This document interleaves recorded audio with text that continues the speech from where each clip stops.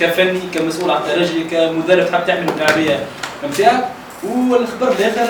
حسين الريغس بعده من المنتخب من بيس متريس في الجو نتاعك اكيد مخه باش يتمسكن يعني هذايا كيف باش يلعب نهار الجمعه يعني حكيتش معاه في الفستير كيف باش يلعب تترينا توا كيف باش يلعب نهار الجمعه وكيما على سيميلير اللي سيتي هما دي كيسيون معناها اور ماتش مش مشكل ناخذ فيها مانيش نغوص فيهم برشا لكن خلينا نقول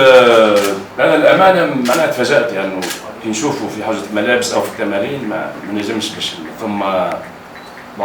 الاشياء هذه تحدث لانه عندنا بوكو دو كوتيديان في السبور يعني نعرفوا جوار الروندمون نتاعو البرفورمانس نتاعو يعرف يلعب ما يعرفش يلعب مي لوم لو جوار ما عندنا ليه حتى فكره وما نحضروا في حتى شيء وما نحكيوا على ليزيفينمون هذوما الا وقت يعني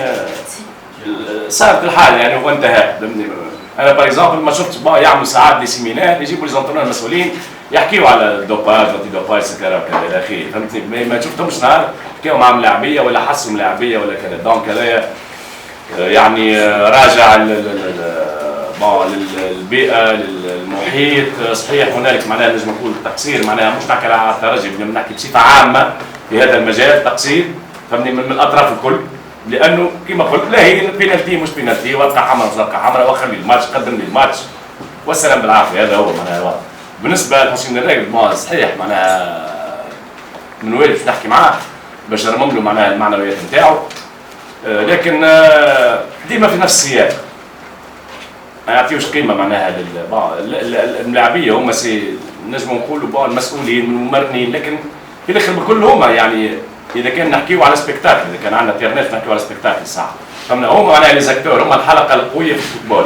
دونك نورمالمون كيف يعني نعيروا باهميه يعني اهميه ونتعاملوا معاهم باسلوب ارقى من الشيء اللي ربما انا شفته واللي عندي عليه تحفظ وحتى اذا باش نحكي عباره انا تو قدام جبل باش نصيح باش نسمع صوتي باش يجاوب عليه يعني عزيز عندي ما نعلق عليه الطريقه هذه اللي صارت لكن كما قلت حكايه فيها عباره تتكلم في جبل وصوتي يرجع لي وكاو. شكرا.